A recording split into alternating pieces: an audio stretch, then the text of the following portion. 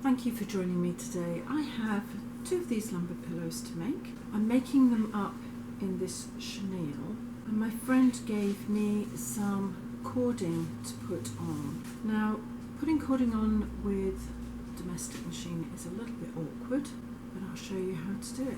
So let's get on with it. The first thing is to determine how big these are. They are 12 by 22 inches or 30 by 56 centimetres. I think what I'll do is I'll cut the height at 13, but I'll cut the width at 22, so they are a little bit snug in there, but not too much. I think that'll be fine. The pile on this fabric goes acrossways, not up and down. Pop that there, measure down to 13 here, and just cut across for the first one, actually following just underneath the selvage. I'm lining the top of my ruler there where I'd already cut, and I'm cutting at 13 inches like that, so I don't overcut because I've done that before. My 22 is there, which I'm going to pop on this end, pull it across like that, and mark the 22 point there. And I'll just cut down because I can follow the way the fabric was woven. I'm just going to cut that on down like that, and then I can just cut up to there. 3 more pieces. Now I had on this piece cut down to the bottom of the selvage. I'm just going to cut the selvage off. I don't need that on there because sometimes on the inside of the selvage it's a little bit rougher or uneven, or it might have pin marks in it where they've stretched the fabric out. When I feel somebody has given me something that might be a little bit close, in this case I've got 2 cushions, I've just marked the centre mark, so as I go round, if I get to the centre mark and I haven't finished the first side of the cushion cover or pillow cover, I can adjust it, but that's just for my own personal reasons. I've come unstuck a few times over the years with people telling me they've given me something and then only to discover that wasn't quite it. Right, now that's the wrong way, that's the right way, so I want it to go down. I always start on the side. I'm going to put the right side down, which is this. That's where it's been sewn, so that's the wrong side. Slide that under there with the flange on the outside edge. It will move in a little bit more than the 1/2 inch I've allowed. Pop that on there like that. Got a little ways behind me. Move that just down a little ways. Make sure that your foot is in place. I'm going to do it on the longest stitch. I'm using my piping foot because that has a little groove in it which allows me to balance things where I need them. The needle should go down and miss the flange. So if you're unsure, just pull the flange back slightly. There we go. Do it slowly, don't pull it, just allow it to do its thing. As I get to the corner, I'm not going to put a sharp corner in. I'm going to put several snippets in like that because I'm going to round the corner. You don't want it to be too sharp because you don't have the ability with this foot to do too many sharp edges, so pull that round. So I've got a nice little curve there. I'm going to try to make sure it's matched like that on all 4 corners, and so should be able to guide it round. If not, lift the needle up slightly, lift the foot up and turn it so it takes on the shape. If it starts splitting like this, put your stitch down, foot up and twist everything, and it should straighten out as it gets more in line. It happens because the flange is sewn onto here and it doesn't really want to do what you want it to do. There we go, and round. I'm going to do that all the way around this piece of fabric. Just keep the edge of the flange on there. You really don't want to use cording that's more than 1/2 inch. And it's slow progress, it's not something you're going to rush around. If you've got an industrial machine, you'll find that this is a lot easier to do, but I no longer have the industrial machine.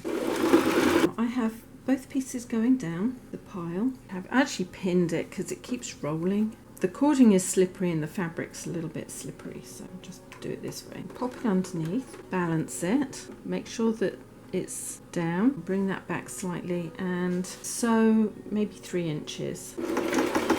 Reverse, Now I've already broken the needle on the other one, so I know that might happen again. Line up the other side like that, slide it underneath, forward and back, making sure that it's locked down, and then towards the corner which starts coming round. Don't go around too far. I've measured the continuous zipping to just under midway where I have sewn the back into place. Cut that, having already moved the slider down and into place. Then about 1/2 inch in from the end, over sew like this so that it won't pull apart. I usually go over it 3 times and then trail it up, back stitching slightly so that that won't come undone, and I'll do the other end exactly the same way. I'm using a universal zipper foot because I can get closer to where I want to. I'll line that up about midway down where I'd sewn the back and front together. It is a little bit awkward to get into place with this foot, but it's doable. I'm going to go forward and back. All I'm doing is I'm running the raw edge, everything together here. I'm going to try to pull it back as far as I can to cinch this up to the cording as well as I can. It's not going to be really neat, but it will get back quite close. Just be careful not to sew through the zip teeth.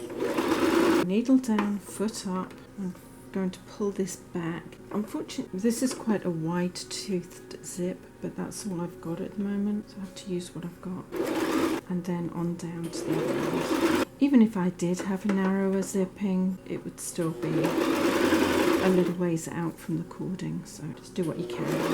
When I get to the other end, I am going to do forward and reverse there too. Forward and reverse. I'm putting it on the other side to make sure that the teeth are sewn on the inside of the raw edge of the fabric. I'm going to roll that out slightly so that I can pop that into place. Forward and back again.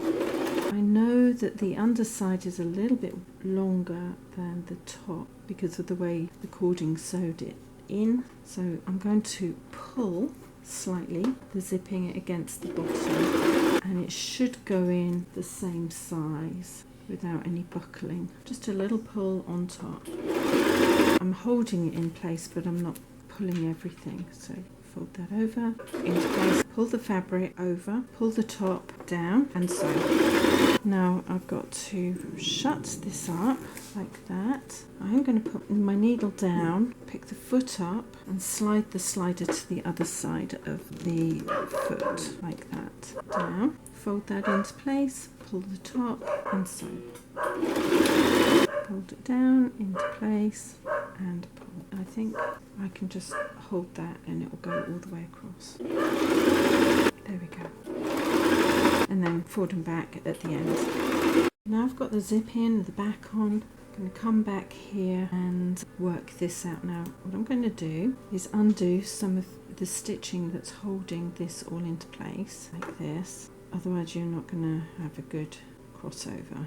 Now some people just fold it over and then fold the other piece over like that, which I don't think makes a very good join, but that's just my personal opinion. I'm going to undo this side to about here. I should have left a little bit longer, but never mind. I'll take that down to where I finished sewing there, so it's nice and close. I shouldn't do too much damage to these cords that way. I'm going to unravel this one to there.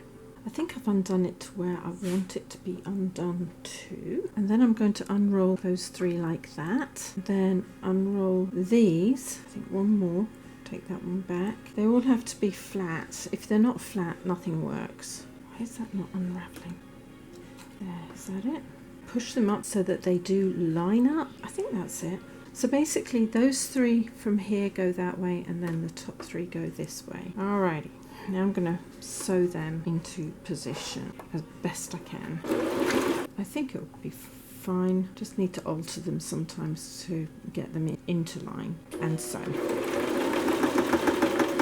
That is not meant to happen. Pull that out very carefully. Not the best place for that to happen, I can assure you, but it is quite lumpy. Now I've got to find the other side of that. I'm going to lay that flat and put the new needle in. Slide all of this back under here. Try not to move it at all because I don't want to disturb these. I don't want to disturb them at all if you can help it, because they unravel so quickly. I think that's it. I'm going to just go across again, lower the needle into place, and sew.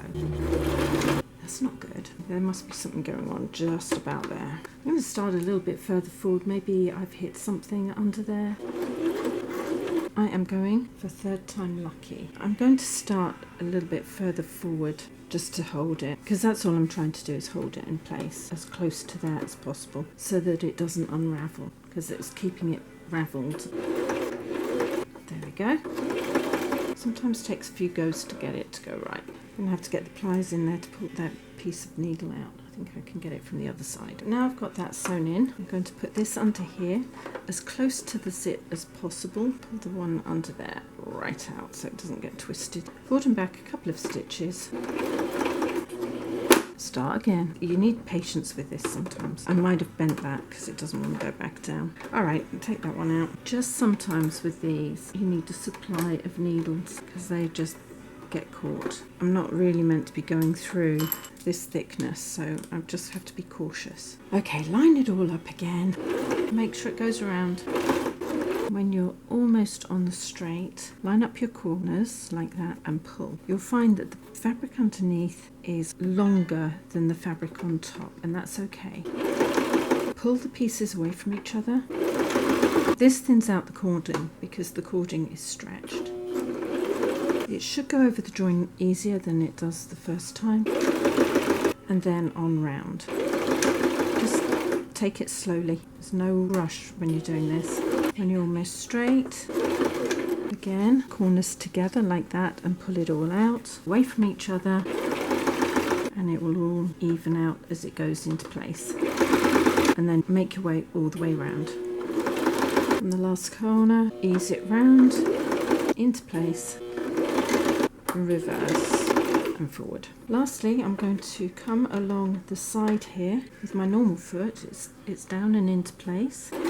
I've crossed over the tape there, and I'm just going to go over and quite a ways on the other side like that, and then just cut the extra off. There should be enough that it doesn't pull through. It's not lumpy, it's nice and neat. The only way you can tell which side the join is on is by the thickness on the edge there. This is the side that goes all the way along, and this one, there's a little bit of thickness here, which is where everything goes into, and on this one it's okay too. Nobody will know unless they touch it to feel it, see if there's anything different. Thank you for joining me with these two to do the corded cushions. The trick to doing them is really to take it slowly, to have a universal foot that you can do cording or piping with, and just to balance everything. Make sure that you've got your cording crossed over by a couple of inches so that the cords themselves, when they start unwinding, don't get close enough to where your crossover is, and you should be fine. So if you want to hear more from me, please subscribe, hit the bell button, and a few thumbs up would be brilliant.